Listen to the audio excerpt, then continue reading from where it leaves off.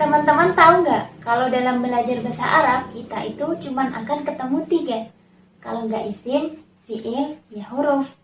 Apa iya? Simak terus videonya.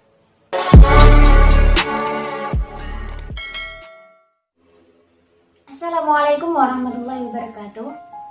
Teman-teman, ini adalah bagian terpenting sebelum kita mulai belajar bahasa Arab.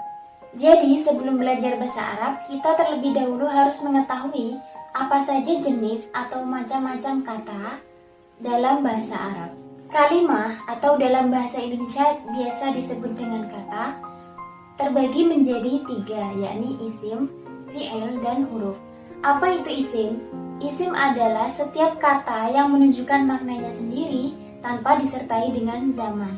Isim biasa kita sebut dengan kata benda, tapi sebenarnya bukan hanya untuk benda. Jadi meliputi semua nama, baik itu nama benda, nama orang, nama tumbuhan, warna, nama pekerjaan, dan lain-lain. Itu semua termasuk ke dalam isim. Kemudian fi'il. Apa itu fi'il?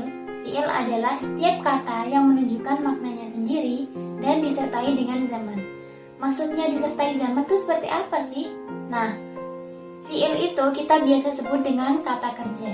Jadi setiap pekerjaan itu pasti ada waktu terjadinya, baik itu terjadi di masa lampau atau maldi, zaman maldi, atau terjadi di saat ini atau zaman hal, ataupun di zaman yang akan mendatang atau mustaqbal. Sementara huruf adalah setiap kata yang tidak bisa menunjukkan maknanya kecuali dia disandarkan atau disertai dengan kalimah lain. Kalau dalam bahasa Indonesia kita biasa menemukan ada kata depan, kata hubung, kata sambung, dan lain-lain. Nah, itu yang dalam bahasa Arab kita namakan dengan huruf. Terus gimana caranya untuk membedakan apakah suatu kalimah atau kata itu termasuk isim atau fiil ataupun huruf? Nah, ada ciri-cirinya. Yang pertama, ciri isim. Isim atau kata benda tadi kita bisa mengetahuinya dengan beberapa ciri-ciri berikut. Yang pertama, jar atau khafad. Artinya isim itu bisa dibaca jar, baik jarnya itu dengan menggunakan huruf jar ataupun dengan yang lain. Kemudian tanwin. Setiap kalimat yang ditanwin maka ia termasuk isim. Kemudian al. Jadi kata yang dimasuki al berarti dia termasuk isim. Nah, perlu kalian ketahui dan kalian catat bahwa tanwin dan al ini bermusuhan. Artinya, setiap ada al maka tidak boleh ada tanwin. Begitu juga sebaliknya. Dan perlu kalian ketahui juga bahwa setiap isim itu harus memiliki salah satu dari tanwin ataupun al. Selama dia tidak diidhofahkan dan bukan merupakan isim ghairu munsharif. Nah, mengenai idhofah dan isim ghairu munsharif, insya Allah kita akan bahas di video-video selanjutnya. Kita balik lagi, setiap isim harus memiliki tanwin ataupun al. Maksudnya apa? Untuk menunjukkan sempurnanya kalimat tersebut. Seperti lafaz qaul misalnya. Ketika tidak ada al di depannya, maka kita harus membacanya dengan qaulun, dengan tanwin. Nah, 3 ini adalah ciri-ciri yang bisa kita temukan di kitab Jurumiyah. Sementara di Alfiyah juga disebutkan 2 ciri isim yang lain. Kama qala bil jarri wa tanwini wan nida wa al wa musnadin lil ismi tamyizun haswal. Nida. Jadi setiap kata yang menjadi munada itu berarti dia kalimah isim. Kemudian musnad ilaih. Nah, ini. Kalau 3 alamat ini bisa kita lihat secara zahir.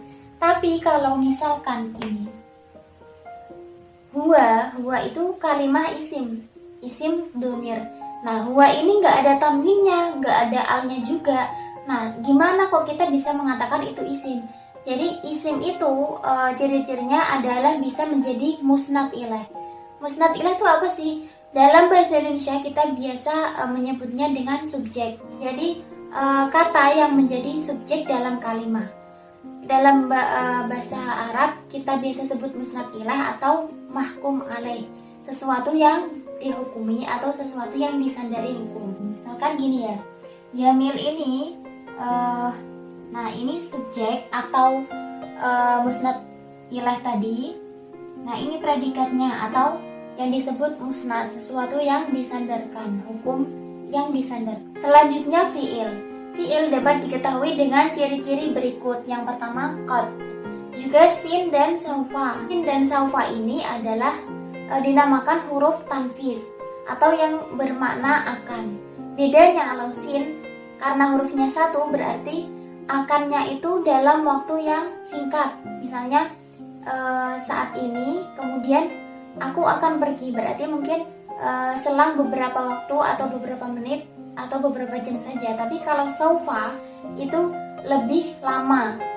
Jadi mungkin kalau akan pergi berarti bisa jadi seminggu kemudian, sebulan kemudian, atau tahun depan dan seterusnya. Saufa itu lebih lama jangka waktunya. Kemudian tak ta'nis sakinah. Tak ta'nis sakinah adalah tak yang menunjukkan makna perempuan. Qamat.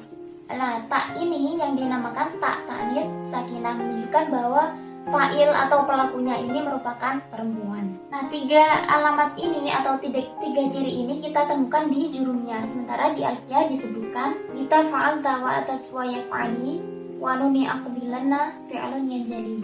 Bita fa'alta artinya tak fa'il, baik itu ta, ti ataupun tu. Kemudian ya muannasah mukhatabah.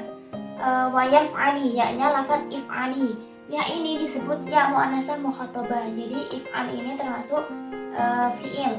Kemudian wa nuni aqbilanna, dan nunnya lafaz aqbilanna. Nunnya disebut nun taukid, dan lafaz aqbil ini termasuk fi'il.